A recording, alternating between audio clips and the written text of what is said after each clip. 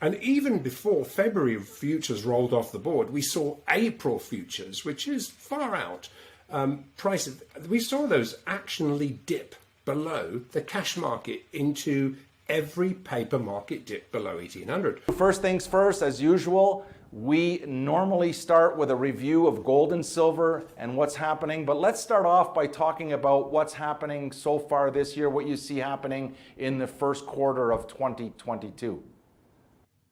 Yeah, Shane, it's always a great place to start. It does answer a lot of questions. I know that's what the kind of questions we see really quite prevalent. So really, picking up the thread with BIS OPEX, if you remember, we still have that to go through. Last time, non-farm payrolls, we still had to go through that. So with them dusted last week, it's time really to look at what to expect during February trading and, of course, this quarter. And let's start by making sense of the action really since our last episode, which was recorded on the 25th of January. Then we have some very important information that we discern from a contact at a Basel III compliant first tier bank. I think you're going to find that pretty mind-blowing, because as long as we've had a lot of empirical evidence about these guys getting along, but this is the first time we've actually got something that we can talk about. So really, to answer the question, short term, really netted out following 5 weeks, we're in our 6th week now, but 5 full weeks of 2022 action in both gold and silver. And of course, we look at the futures market because they're pretty much what's driving the action. As of last Friday's, after non-farm payrolls action last Friday, which was of course the big surprise that no one expected, but importantly, from a technical perspective, the paper-driven technicals at the end of last week evidenced both a monthly and weekly gains. Now, while the daily technicals began to evidence oversold paper market conditions, so in other words, we're seeing one actually coming into the other. So that's pretty good. We're particularly seeing that in silver. So let's start from a paper market perspective. Technically, conditions have significantly improved. However, as our subscribers know, at all times, our focus, and this is where we really focus on this, has been on the unleveraged physical versus leveraged paper market divergences, which have consistently, all the way through 2022, through the entire 5 weeks, and now 6 weeks, evidenced deep backwardations in gold futures to spot, i.e., gold futures are actually trading at a discount to spot. And even before February futures rolled off the board, we saw April futures, which is far out, prices. We saw those actionally dip below the cash market into every paper market dip below 1800. What does that tell us? The degree of embedded paper to physical market divergences really should not be occurring. So obviously this is sending us a message. These very actionable exchange for physical divergences, and obviously we've been through this multiple times, but essentially all that is the ability to exchange a futures contract for a deliverable, an undeliverable futures contract for a deliverable spot contract. And these divergences are the result of really the led by the nose COMEX speculators. And what they're doing is chasing that dot on a screen, lower in this case, not just being rinsed of borrowed wrong-footed long bets, but then also fooled into adding naked short bets while completely blinkered to the underlying strength in the physical markets outside of this casino bubble. And the deliberately delayed COT report that we see published, and a lot of people read it and really spend a lot of time looking at it in the detail, but it only captures a fraction of just how wrong-footed, led by the nose speculators have become. Even after many years of, legitimate hedging aside, this always amazes me. It blows it blows our collective minds. How much borrowed money that speculators bet naked long or short against the rigged insider run casino, especially when these corralled speculators have zero visibility into the underlying fundamentals that ultimately determine how their long or short bet is going to turn out.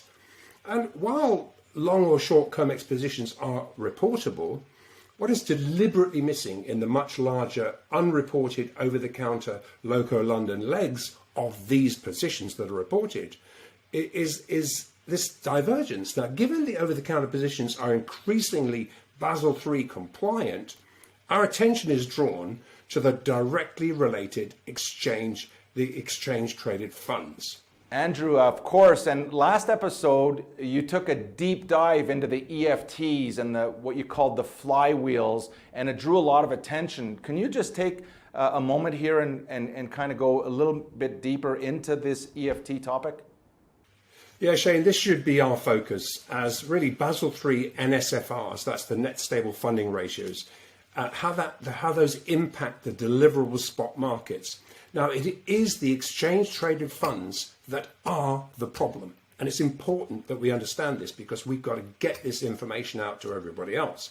And this is because the CME and the CFTC market regulators still allow the exchangeability of a long undeliverable futures position with an equivalent GLD or SLV ETF position. So GLD being the gold ETF and SLV, of course, being the silver ETF. But what is not really factored in is that the spot gold or silver long positions that are exchanged for physical through this process, despite being called physical, are not yet converted to physical as they enter this EFP conduit. And at the point of exchange, this COMEX to spot conversion commences with a gold or silver FX credit position, which does not involve taking physical out of the market. So initially, no.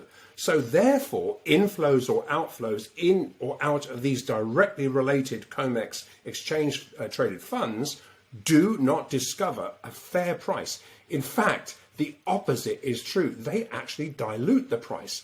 Now, this is so important. This is where the Basel III net stable funding ratio EFP physical to paper market pivot occurs.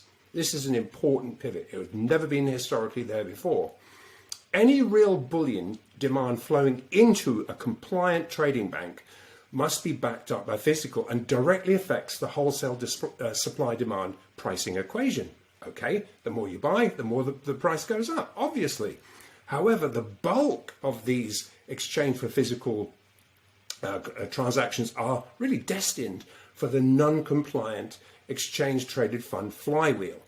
And if you remember, following the implementation of the net stable funding metrics, the eternally rolled forward 13-day unreported to the OCC derivative rollover window is beginning to close. So really that draws our focus to the smoke and mirrors world of the ETFs. And because the ETF is on and off ramps take the form of unallocated gold and silver credit positions, they are not yet backed by physical as they enter. And the perfect example of that this is the case was provided by the footprints in the very hard to disguise silver market, where wholesale supply and demand inputs are extremely transparent. And anyone involved in the silver market from a wholesale market perspective knows exactly who's got what and who's moving what. It is absolutely crystal clear.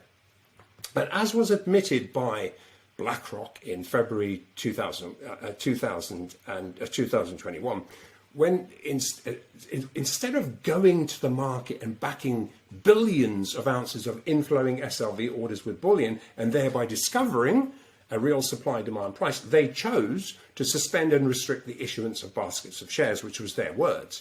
Now, this is such a blatant failure to deliver that you would think the regulators would be forced to investigate and shut them down until they got to the bottom of why these orders were not put into the market.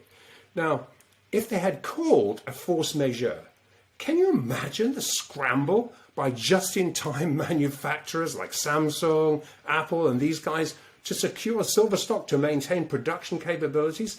And this would in turn, them doing that would in turn have released the shark smelling blood in the water. I mean, this position would be so blatantly obvious. But so while they sneakily defaulted to avoid a force majeure event. This admission telegraphed that BlackRock was actually allowing its insider authorized participants who create these baskets of shares to ultimately bet against their investors. This is criminal behavior. And just the same with GLD, with the gold. Silver provided the perfect example. But the smoke and mirrors world ETF flywheel, it really is harder to discern in gold because there is above ground supply. So really what we're saying is this ETF flywheel, it allows a futures position to be exchanged for a physical position, but it's not physical. And as the COMEX position is exchanged for an unallocated spot gold contract, which until converted to physical at a premium, it's little more than unbacked gold credit positions. Now, there's nothing really to discuss here.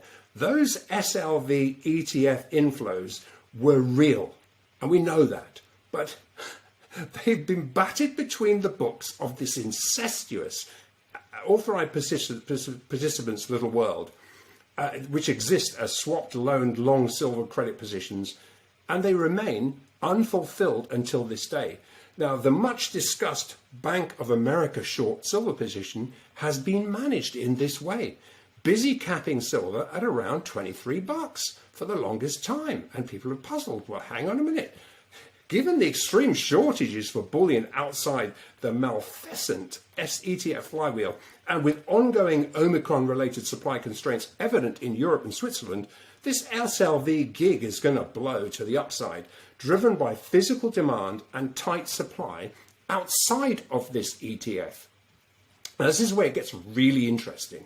As you say, in our last episode, we spent a little time focusing on the ETF flywheels and how these are the only remaining sources of really spinning this paper game out a little longer into an increasingly Basel III compliant gold market. In fact, it is the only flywheel left to sidestep these NSFR rules. Now, what's becoming clear, though, is that outside of the ETF flywheels, liquidity providers are reluctant to provide over-the-counter spot for FX market liquidity on positions they cannot back up with physical if called upon for delivery. And this seriously eats into the virtually limitless volume of long, unbacked, over-the-counter paper positions that liquidity providers were really historically able to hedge with offsetting COMEX shorts. So that's, of course, paper hedging paper enabled massive position concentrations to really rig prices at will. So the message is loud and clear.